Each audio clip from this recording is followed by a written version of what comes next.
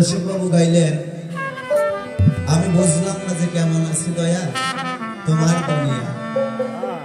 আসলে আমরা ভালো আছি তো? আমি প্রথমেই জিজ্ঞাসা করেছি যে আমরা কি ভালো আছি?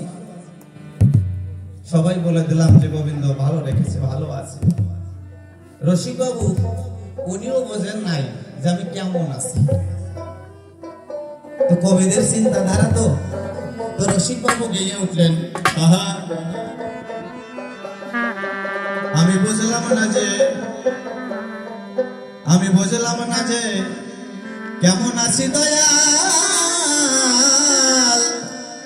তোমার দুনিয়ায়।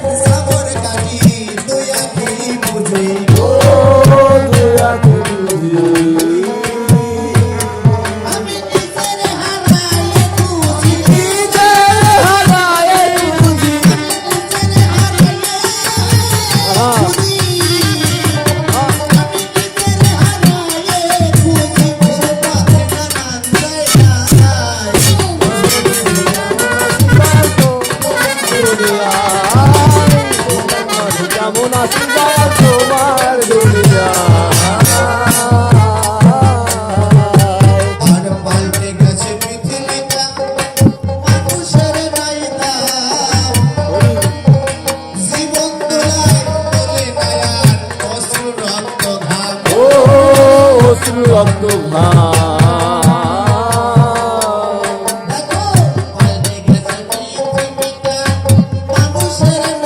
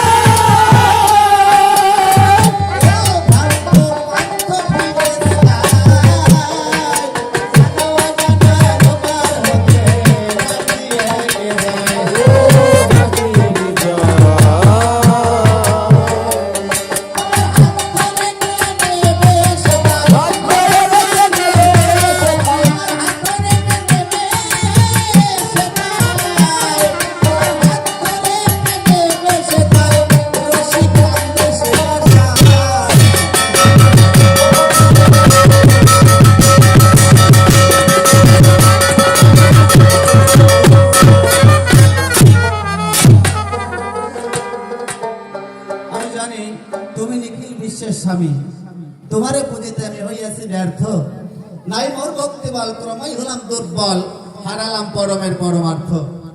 দেবতা গন্ধর্ব আদি পাহাড় কিংবা জলধি সকলেই করে তোমার ধ্যান, চন্দ্র সূর্য গ্রহ দলে সবেই তোমার ইচ্ছাতে চলে, তুমি সেই ব্রহ্মার ব্রহ্মজ্ঞান।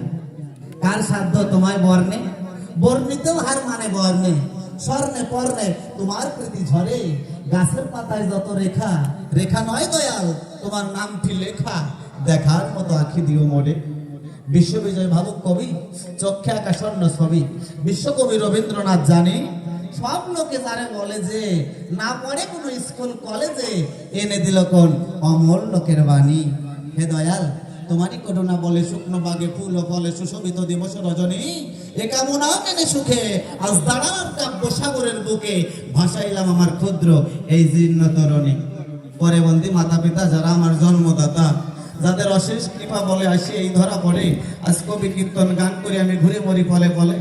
পরে বন্দী গুরুর চরণ সঙ্গে থেকে জীবন মরণ, যে চরণে দিয়েছি মম পাপ দেহের ভার, ও দয়াল তুমি কথা দিও সেদিন পার ঘাটাতে দেখা দিও, এই অদম সুরঞ্জনকে করে নিও পাঠ। বাড়ি বন্দনা করে সেই বক্তব্য করিব প্রবেশ, সবই শেষ সতীজন বসে আছেন তাই আপনাদের আছে জানা কবি গান, কিন্তু নবরসের গান কিনা, কিন্তু এতটা শক্তি কিন্তু আমাদের মধ্যে নাই। কারণ বিষয় যে জন্য এই কবি গানকে আজকে এই জায়গায় এনে দিল, আমরা শুধু ধারাবাহিকতাটা বজায় রাখার চেষ্টা করছি, এর থেকে বেশি শক্তি আমাদের ভিতরে নাই। তারক বিষয় বলেছে কি জানেন, এই তারক বিষয় তিনি ডাকতে বলেছেন, তিনি ডাকতে তোরা যারা কবি গাবি একবার দেখ ভাবি, ওই আদ্যা শক্তি জগৎ জননী মায়ের কৃপা না হলে পরে, কুণ্ডলিনী শক্তি যদি জাগ্রত না হয়, ওই মায়ের কৃপা না হলে তার দ্বারা কবি গান গাওয়া সম্ভব নয়। তাই মা কে শিরে রেখে আমি বলি আপনাদের বাকে এই কবি গান গাই, মায়ের কাছে প্রার্থনা থাকে, ও মা আজ তোমারই নাম গুণগান করতে যাই, তোমারই ভক্তবৃন্দ যারা বসা রাখবে তাদের মনে আনন্দ দিতে না পারি, কষ্টের কারণ না হই, তাদের দুঃখের কারণ না হই, এই প্রার্থনা তোমাকে জানাই। যাক এই কথা দিয়েছে, এবার যাব ভূমিকার ভিতরে। অভিনয় করতে হবে, তবে ভূমিকায় যাওয়ার আগে যে কথা আমার মনে থাকে, বাবা আমার ছোট্ট একটা পরিচয় আছে, কথা বলা একান্ত দরকার। আমার বাড়িটা হচ্ছে নড়াইল ডিস্ট্রিক্টে, নড়াগাতি আমার থানা, পদ্মবিলা আমার গ্রাম, আমার নাম হচ্ছে সুরঞ্জন সরকার, এ নাম করি হরি। এবার নারদের নাম ধরি, যেমন আমার একজন বাবা ছিল, একজন মা ছিল, আর এই দেহ ধরে গিয়ে জগতে নাই, গত হয়ে গেছে। আমি বলি আপনাদের কাছে কোন ভূমিকায় অভিনয় করতে গেলে পরে মা বাবার পরিচয় দিতে হয়, তাই না? নারদের জন্ম অনেকে অনেক ভাবে বলে তাই, কিন্তু আমি বলি আপনাদের কাছে এই নারদের জন্মটা কিভাবে হয়েছে। আমি নারদ কে, এই পৃথিবীটা যখন জলাময়, কথাটা না বললেই নয়, মহাবিষ্ণু ক্ষীরোৎসাহী যেতন ছিল, ক্ষীরোদ সাগরে পত্রের পরে শয়ন করে রইল, ওনার ইচ্ছা শক্তির বলে তিনজনকে সৃষ্টি করে দিল। প্রথম সৃষ্টি করলো ব্রহ্মাকে, এরপরে সৃষ্টি করলো বিষ্ণুকে, এরপরে সৃষ্টি করলো শিব ঠাকুরকে। এই ব্রহ্মাকে সৃষ্টি করে ডাকতে বলে ব্রহ্মার দ্বারা, ব্রহ্মা আমার কথা লাও, একা থাকতে ভালো লাগে না অন্তরে, তাই সৃষ্টি করলাম তোমাকে বিচারে, তুমি এবার সৃষ্টি শুরু করে দাও, তুমি সৃষ্টি করো। এবার ব্রহ্মা ডাকতে বলে, তাই যে দ্রুত গতিতে সৃষ্টি করতে হবে আমি আপনাকে জানাই, আমি সৃষ্টি করে রেখে গেলে পরে ওকে যদি দেখাশোনার জন্য কেউ না থাকে বিচারে, তাহলে তো নষ্ট হয়ে যাবে। এই যে আমি যেটা সৃষ্টি করব ওটাকে দেখাশোনা করার জন্য একজনকে চাই। একথা যখন বলেছিল তখন কিন্তু বিষ্ণুদেবকে সৃষ্টি করলো, উনি ওই বাচ্চাকে, ওই সৃষ্টিকে কিন্তু সুন্দর করে লালন পালন করে বড় করে দেয়। তাই যে কারণে এই যে ব্রহ্মা সৃষ্টি করেছিল, এই জন্য ব্রহ্মার নাম সৃষ্টিকর্তা। বিষ্ণু ওই ছোট্ট সৃষ্টিটাকে উনি পালন করেছে, এই জন্য উনি পালন কর্তা। এবার বিষ্ণুদেব ডাক দিয়ে বলে, এ যখন নিজের পায়ে চলতে শুরু করবে তখন তো আমার আরেকটা পালনের দায়িত্ব নিতে হবে, কিন্তু এরপরও যদি এ ধর্মের পরে আঘাত করে, ধর্মের পরে বিনাশ করে, এই ধর্মকে বিনাশ করতে চায়, তাহলে তাকে ঠেকানোর দায় আর একজন তো দরকার হয়।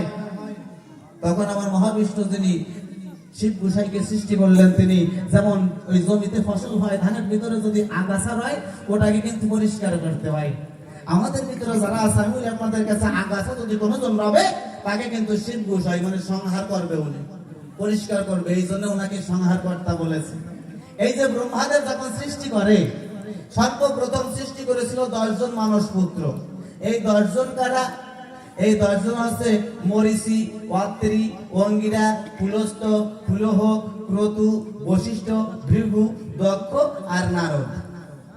এই যে সর্বপ্রথম ব্রহ্মা এই 10 জনকে সৃজন করেন। আমি বলি আপনাদের কাছে এই 10 জনের সর্বকনিষ্ঠ যে মানুষটা, সে নারদ। আজকে আমার জন্মের কথা বলে দিলাম, তাই আমার কিভাবে জন্ম হলো, আমি কিভাবে নারদ নাম পাই। এই যে আমি সেই নারদ ব্রহ্মার পুত্র দিয়ে বলি সেই সূত্র। আমি কিন্তু 4 যুগে আছি বলি আপনাদের কাছাকাছি। এবার ভগবান শ্রীকৃষ্ণের সঙ্গে কিছু আলাপ আলোচনা করতে চাই। আপনাদের আছে জানা, এই নারদ এমন কৃষ্ণ ভক্ত, মানে সে যদি অন্য কিছু ভাবতে যেত তার মধ্যে কৃষ্ণ ভেবে বসতো। কৃষ্ণ চিন্তা, কৃষ্ণ ধ্যান, কৃষ্ণ জ্ঞান, কৃষ্ণ ছাড়া কিন্তু নারদ আর কিছু জানতো না, বুঝতো না, তাই না? নারদ এমন ভক্ত, বিরোধী ভক্ত তাই। আর এমন ভক্ত না থাকলে কিন্তু তার প্রচার বেশি হয় না। আপনারা জানেন শুধু চাই আমি সেই নারদ। আজকে কিছু কথা আমি জানতে চাইব। দেখেন অনেক জায়গায় বলে যে প্রশ্ন করতে হবে, কবিরা প্রশ্ন করবে, তাই না? তো আমার কাছে বলেন দেখি, নারদ যদি কৃষ্ণের কাছে প্রশ্ন করে তা সেটা বেয়াদবি হয় নাকি? হয়তো প্রশ্ন করা যাবে না, কারণ প্রশ্ন কারা করে? শিক্ষক ছাত্রের কাছে প্রশ্ন করে, তাই না? তাহলে প্রশ্ন করা যাবে না। প্রশ্ন করা আর জিজ্ঞাসা করার মধ্যে পার্থক্য আছে। আমি বলি আপনাদের কাছে, প্রশ্ন কাকে বলা হয়? প্রশ্নের জবাব জানিয়ে যেজন ধরে প্রশ্ন বলে তারে, আর না জানিয়ে জানার আশা তাকে বলে জিজ্ঞাসা। ঠিক কিনা? আমি জানি না, আমি জানতে চাই। তাই ভগবান আপনাদের আছে জানা, যার ইশারা বিন্দু একটা গাছের শুকনা পত্র মাটিতে পড়তে পারে না, আমার কাছে বলেন দেখি, তার কাছে প্রশ্ন করা আমার বেয়াদবি ছাড়া আর কিছু হয় নাকি? তাই আমি প্রশ্ন করতে চাই না, অন্তরেতে আছে ভাবো। আজকে তোমার থেকে আমি কিছু কিছু কথা জানতে চাই, জানেন? যত শুধু চাই দেখতে পারি। এই যে মুসলমান যারা আছে, আমি বলি আপনাদের কাছে, মুসলমানরা দেখবেন একটা কথা বলে, মানুষ মারা গেলে, মুসলমান মারা গেলে দেখবেন যদি ভালো মানুষ মারা যায় তাহলে বলে যে মানুষটা ভালো ছিল, জীবন ভরে পীর আউলিয়া দরবেশের কাছ দিয়ে ঘুরেছে, জীবন ভরে 5 ওয়াক্ত নামাজ পড়েছে, তাই ভালো কর্ম করেছে, এই মানুষটা বেহেশতে যাবে। কি বলেন আপনারা সবাই? আর যদি একটা খারাপ মানুষ মারা যায়, যে মানুষটা চুরি করেছে, যে মানুষটা বদমাইশি করেছে, এমন কোন মানুষ মারা যায়, তাহলে চাচা ডাক দিয়ে বলবে যে এমন আকাম কুকাম সারা জীবন করেছে, ওর জন্য দোজকের আগুনই শোভা পায়। একটা বেহেশত, একটা দোজক, তাই না? আমি বলি আপনাদের কাছে, আমাদের এমন 2টা জায়গা আছে, একটা স্বর্গ আর একটা নরক। যদি একজন বৈষ্ণব মারা যায়, একজন সাধু মানুষ মারা যায়, একজন ভালো সৎ মা মারা যায়, তাহলে মানুষ বলা বলি করে মানুষটা এত ভালো ছিল, সারা জীবন ধরে হয়তো গোবিন্দের চরণ করে, অর্থাৎ স্বর্গে এসে যাবে। আর যদি একটা খারাপ মানুষ হয়, তাহলে আমরা বলে বসি তাই যে এই মানুষটার জন্য নরকে ছাড়া আর কোনোখানে কিন্তু জায়গা নাই, এই মানুষটা নরকেই যাবে, তাই না বাবা? এটা বলি। তাহলে সাধু যারা স্বর্গে যাবে তারা, অসাধু যারা নরকে যাবে তারা। এই নরক তাদের জন্য, অসাধুদের জন্য। এবার বলেন তো বাবা, সাধু কে? সাধু কে আর অসাধু কে?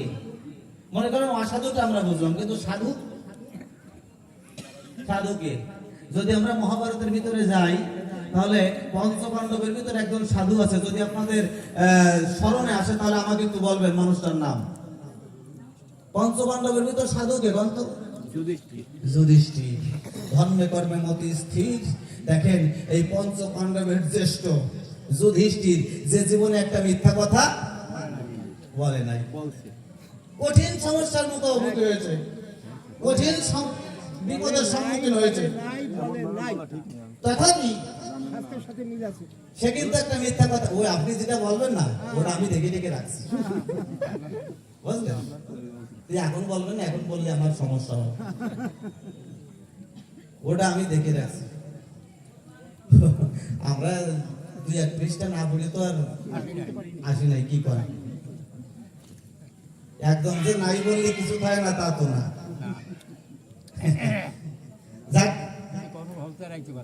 তাহলে এই যে যুধিষ্ঠির মহারাজ যেজন হলো জীবনে মিথ্যা কথা না বললো, আমার কাছে বলেন দেখি, জীবনে যে মিথ্যা কথা না বলে তার মতো সাধু আছে নাকি? ধর্মরাজ যুধিষ্ঠির, যে মানুষটা সশরীরে স্বর্গে গিয়েছিল, তাই না? যাই নাই? হ্যাঁ, হ্যাঁ, সশরীরে স্বর্গে গিয়েছে। তাহলে এই যে এর থেকে বড় সাধু কিন্তু আর নাই। আমরা মিথ্যা কথা বলি নাকি? বলি না, না? আমরা মিথ্যা কথা বলি না। শুনেন, আমার প্রশ্নের ভিতরে, জিজ্ঞাসার ভিতরে কিছু কায়দা থাকবে, কিছু কায়দা থাকবে। কারণ একটু নূতনত্ব যদি করা না যায়, আসলে বাবু নূতন কিন্তু হয় না, হয় নাকি? গীতা কিন্তু নূতন এখন আসছে না, ভাগবত মহাভারত নূতন আসছে না। কাজেই আমাদের বলার ভিতর দিয়ে যদি একটু নূতনত্ব মনে হয়, এছাড়া কিন্তু আর কিছু না। আমি বলি আপনাদের কাছে, তাহলে এহেন সাধু যুধিষ্ঠিরের মতো সাধু, তারও কিন্তু একবার নরক দর্শন হয়েছে। তাহলে এত সত্য বলার পরে, এত সুন্দরভাবে থাকার পরে যদি তার একবার নরক দর্শন হয়, তাহলে আমরা যারা দিনে অনেকগুলা সত্যি কথা বলি, আমরা যাবো কোন জায়গায়? একটা ব্যাপার আছে না? তাহলে আজকে আমি কৃষ্ণের কাছ থেকে জানতে চাই, ঠাকুর আর একটা কথা আছে না বাবু, যে সৎসঙ্গে স্বর্গে বাস, অসৎসঙ্গে হয় সর্বনাশ বা নরক বাস। সাধুর সঙ্গ নিলে পরে তাহলে স্বর্গে সে যেতে পারে। জানেন সুধীজয়, এই যুধিষ্ঠির পরবর্তীতে উনি কিন্তু স্বর্গে গিয়েছিল সশরীরে, কিন্তু পঞ্চ পাণ্ডবের, চতুর্থ পাণ্ডবের কিন্তু নরকে থাকতে হয়, তাই না? তাহলে এখানেও ব্যতিক্রম দেখতে পাই। এই জানার ইচ্ছা আমার রয়েছে, ঠাকুর তুমি আমার কথা নেবে? এই যুধিষ্ঠিরের মতো এত সত্যতা রক্ষা করে সেই মানুষটার কেন নরক দর্শন হলো, তুমি পরিষ্কার করে আমার একটু বোঝাবে। আমি তোমায় করি মানা, তোমার কোন কর্ম সম্পূর্ণ করতে এই যুধিষ্ঠিরকে নরক দর্শন করাইলে এমন কোন জবাব তুমি দেবা না। শোনেন, আজকে কি শুনবেন? কোন কবি গান শুনবেন না কবির লড়াই দেখবেন? লড়াই হবে? লড়াই হলে ভালো হয় না? গান তো প্রায় শুনি, লড়াই দেখেন। তাহলে আজকে তুমি তোমার কোন কর্ম সম্পূর্ণ করার জন্য যে যুধিষ্ঠিরকে নরক দর্শন করাইছো, এটা কিন্তু আমি মেনে নেব না। শোনেন, ওই তাস খেলায় দেখছেন ডাবলের পর রিডাবল দেয় না, আমি আগে রিডাবল দিয়ে যাই, মানে এটা কিন্তু যুদ্ধ আছে। শেষের পরে কি বলবে, আমি মানে সে প্রাথমিক পর্যায়ে কি বলবে ওটা আমি বলে রেখে যাই, দেখি সে তারপরে কি বলে। জানেন, যত সুধীচয় এসে অনেক কবির মুখে এটা শোনা যায় যে যুধিষ্ঠিরের নরক দর্শন কেন হয়। ওই যে আপনারা পড়েছেন গীতার পাতায়, পড়েছেন না? কি যেন শ্লোকটা? অশ্বত্থম হত ইতি নর নহে গজ, তাই না? কিন্তু আমি এই জবাবটা তার থেকে চাই না। এ প্রায় সরকারের মুখে শুনতে পাই। এর থেকে মানে এটা হচ্ছে রিডাবল। উনি এসে এইটা বলতো, আমি আগের থেকে সারিয়ে রাখতেছি যাতে বলতি না পারে। এর পরে কি বলে, যদি কর্তার কই মাটি থাকে তাহলে দেখবেন আসে মানে বজ্রের মতো, হনুমানের মতো মরবে আসে। তাহলে এই জবাব আমি চাই না। তোমার কোন কর্ম, ভগবানের কোন কর্ম সিদ্ধ করার জন্য, সম্পূর্ণ করার জন্য যুধিষ্ঠিরকে দিয়া নরক দর্শন করাইছো, এ কথা বলবো না, এটা আমি মানি না। এবং এই যে অশ্বত্থ হত ইতি নর নহে গজ, আপনারা এই শ্লোকটা একটু একটু জ্ঞান দিয়ে বোঝেন। ডাক দিয়ে বলেছিল, যখন আপনার অশ্বত্থম বধের কথা গুরুর কর্ণ করে পৌঁছাতে হবে, এই কথা যখন ভগবান শ্রীকৃষ্ণ বলেছিল, তখন কিন্তু যুধিষ্ঠির করেছিল মানা, আমি যুদ্ধে হেরে যাই জিতে যাই তাতে আমার কোনো আপত্তি নাই, কিন্তু গুরুর কাছে গিয়ে এই মিথ্যা কথা আমি বলতে পারবো না, কখনো সম্ভব না। তখন অশ্বত্থামা নামক একটা হাতি ছিল, ওই হাতিটাকে ভীমকে দিয়ে বধ করালো, ওইটা যুধিষ্ঠির নিজের চোখে দেখেছিল। তারপরে কিন্তু গুরুর কাছে গিয়ে বলেছিল, কি বলেছিল? অশ্বত্থামা হত ইতি। ইতি মানে কি? তাহলে কি যুধিষ্ঠির মিথ্যা বলতেছে? কি বল? যুধিষ্ঠির কিন্তু মিথ্যা বলতেছে না, বলতেছে গুরুদেব অশ্বত্থামা হত ইতি নর নহে। নর মানে কি? নর মানে মানুষ। নর নহে গজ মানে হাতি। গুরুদেব নর না, অর্থাৎ আপনার ছেলে না, ওখানে একটা হাতি, গজ মানে হাতি ডাকতে বলেছিল। তাই এই কথা কিন্তু আমরা গীতার মাঝে পাই। তাহলে যুধিষ্ঠির বাবু এখানে মিথ্যা কথা কিন্তু বলে নাই, তাহলে এ কারণে তার নরক দর্শন এটা কিন্তু মেনে নেব না কোনো সময় আমরা কেউ। কি বলেন সবাই? তাহলে এছাড়াও আরো কিছু আছে যার জন্য তার কেন নরক দর্শন করেছো কৃষ্ণ, আমার কথা লও পরিষ্কার করে আমার এই অশান্ত মনটাকে শান্ত করবার করে আমি বলি তোমার গোচরে এসে সুন্দর করে বাপের বেটার মতো একটু জবাব দাও। কথা একটা গেল হইয়া কার্যনয়ের কথা কইয়া অন্তরে আছে ভাবো। এবার একটু সামনের দিকে যাব। জানেন যত শুধু এই যে কুরুক্ষেত্রের যুদ্ধটা হয়, আমার কাছে বলেন দেখি, যার ইশারা ভিন্ন একটা গাছের পাতা পর্যন্ত ধুলায় পড়তে পারে না, ওই মানুষটা যদি ইচ্ছা করতো যে যুদ্ধ না করাইয়া এই যুদ্ধের পরে যেটা হয়েছে ওইটা সম্পূর্ণ করব, ওই মানুষটা পারতো না? কি করেন আপনারা? পারতো? পারতো। কারণ তার কাছে কিছুই অসম্ভব নয়, সবই সম্ভব। বিশ্বদেব এটা সম্ভব কেন জানেন? বিশ্বদেব যখন অস্ত্র উঠাইয়েছিল কৃষ্ণের সম্মুখে, ডাক দিয়ে বলেছিল তাই যে আমি ভীষ্ম, আমি জীবনে অপরাধ অন্যায় করি নাই, এজন্য আমাকে কেউ বধ করতে পারবে না, কেউ না। এ কথা যখন বলেছিল জানেন যত বিজ্ঞ দল এই কথা মনে পড়লে পরে গায়ের পশম কিন্তু দাঁড় হয়ে যায় একবারে। তখন আমার ভগবান শ্রীকৃষ্ণ ডাক দিয়ে বলেছিল তাই আমি তোমাকে বধ করতে পারি বলি তোমার বরাবরই তোমাকে বধ করার জন্য আমার অস্ত্রেরও প্রয়োজন নাই, অস্ত্রেরও প্রয়োজন নাই। হয়তো বিশ্ব তোমার নাই জানা, এ জগৎ সংসারে এমন কোন বর নাই, এমন কোন আশীর্বাদ নাই, এমন কোন অভিশাপ নাই যেটা আমি মিথ্যা করতে পারি না। এমন কোনো কিছুই নাই যা আমি করতে পারি না। ওই গুরু গাড়ারে একটু কথা বলতে নিষেধ করেন। এমন কিছু নাই যে আমি কৃষ্ণ করতে পারি না, এই কথা এখানে থাক। আমি বলি আপনাদের কাছে তাহলে সে সবকিছুই করতে পারতেছে। কিন্তু এই যে কুরুক্ষেত্রের যুদ্ধ হলো জানেন তো, সেই কথাগুলো যুদ্ধ সে যদি চাইতো তাহলে কিন্তু হতো না। এই যুদ্ধের পরে কি হয়েছে, কত মায়ের বুকের মানিক যুদ্ধে পাঠাতে হয়েছে, যুদ্ধে তারা মারা গেছে। মা সকালবেলা পাঠাইয়ে দিয়ে মনে মনে ভাবতো তাই যে যখন সূর্য অস্ত যাবে আমার সন্তানকে যেন আমি আমার বক্ষ মাঝারে পাই। কত মাথা পেয়েছে, কত মাতার সন্তান ওই যে গেছে তো গেছে, আর মায়ের কোলে ফিরে আসে নাই। কত মাতার স্বামীকে দিয়ে পাঠিয়ে বিচারে তার শাখা সিঁদুর রক্ষা করতে চেষ্টা করেছে থেকে ঘরের ভিতরে, কিন্তু কত মায়ের শাখা, কত মায়ের সিঁদুর, কত মায়ের সন্তান এই কুরুক্ষেত্রের যুদ্ধে বিনাশ হয়ে গেছে একবারে। আমি বলি আপনাদের ধারে উনি ইচ্ছা করলে পরে এই যুদ্ধ না করাইও পারতেন, যদিও করালেন। যুদ্ধটা হয়েছে কোথায়? এই যুদ্ধটা হয়েছে কুরুক্ষেত্র। যে জায়গাটা হয়েছে ওই জায়গাটার নাম কুরুক্ষেত্র, তাই না? কারণ ওইখানে কুরু নামে এক রাজা ছিল, ওই স্থানটা ওই ভদ্রলোকের ছিল, এই জন্য জায়গাটার নাম হয়েছে কুরুক্ষেত্র। বাবা যুদ্ধ শুরু হওয়ার আগে ওনারা একটা কথাবার্তা বলেছিলেন যে একটা মানুষের সঙ্গে একটা মানুষের যুদ্ধ করতে পারবে, একটা গদাধারীর সঙ্গে একজন গদাধারী যুদ্ধ করবে, একজন ধনুকধারীর সঙ্গে একজন ধনুকধারী যুদ্ধ করবে। জানেন যত শুধুই ছয় এইটা হয়েছিল নির্ণয়। এখন নিয়ম যদি ভঙ্গ করেন তাহলে কি হয়?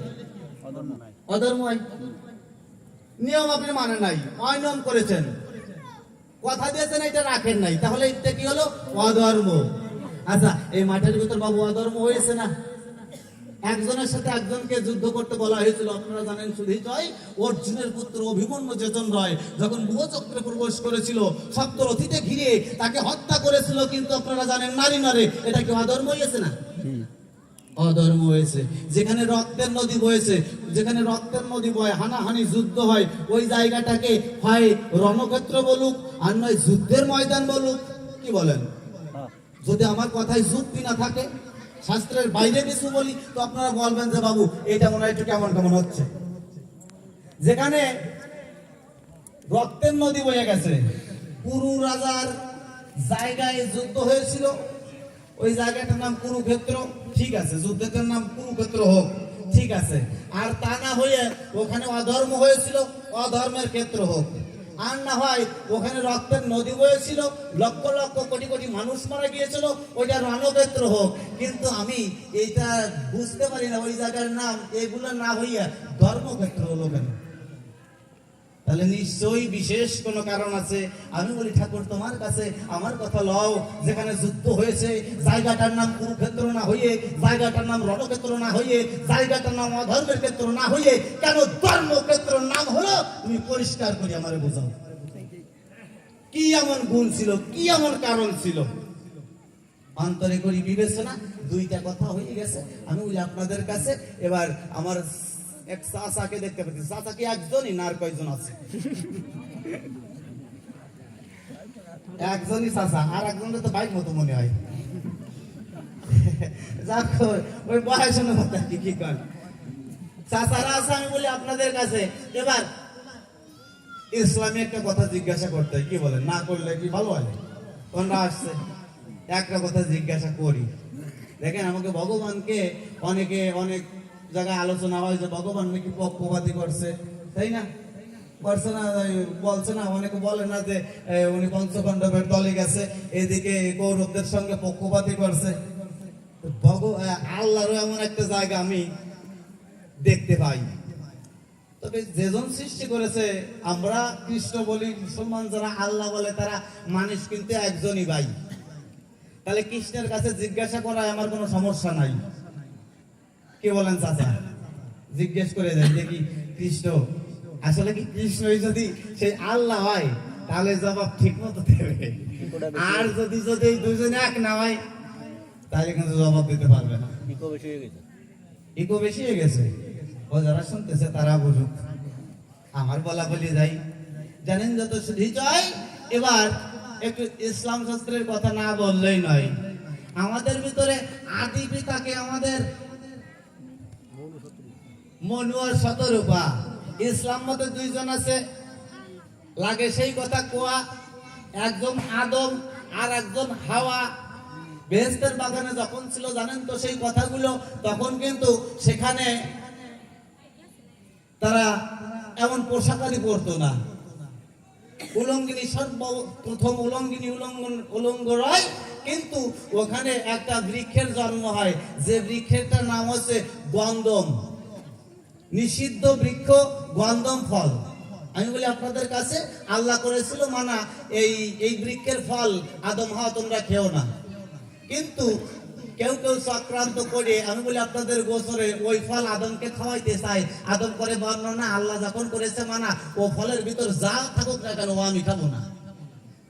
আদমকে পারলো না। আপনাদের আছে যে না, মেয়ে লোক যারা রয় তারা তাদের কিন্তু একটু বেশি বুঝাইলেই মেনে নেয়। অনেক মেয়েরা নেয়, সবাই যে নেয় তা বলছি না। তাকে বোঝানো হলো যে দেখো হাওয়া, লাগে তোমার সত্য কথা কওয়া, ভেবে দেখো। তাই এই যে বৃক্ষ আছে, আমি বলি তোমার কাছে এই বৃক্ষের ফল তোমাকে কেন খেতে নিষেধ করেছে জানো? কারণ এই বৃক্ষের ফল যদি তুমি খাও তাই, আর তোমার এই বেহেশতের বাগান থেকে জীবনে যাওয়ার কোনো লাইন নাই। সারা জীবন তুমি বেহেশতে থাকতে পারবে। আর যদি এই ফল না খাও তাহলে তোমার কিন্তু মর্তধামে যেতে হবে। মনে মনে ভাবলো তাই, এই ফল খেলে পরে যদি থাকতে পারি বেহেশতের ভিতরে, অন্তরে তা আছে। ভাবো আল্লাহ নিষেধ করেছে, তাতে কি হয়েছে? ফল খাইলে তুমি বেহেশতেই রবো, তাহলে ফল খাই। যখন ফল খেয়েছে, আমি বলি আপনাদের কাছে, তখন কিন্তু আল্লাহর নির্দেশ অমান্য করেছে।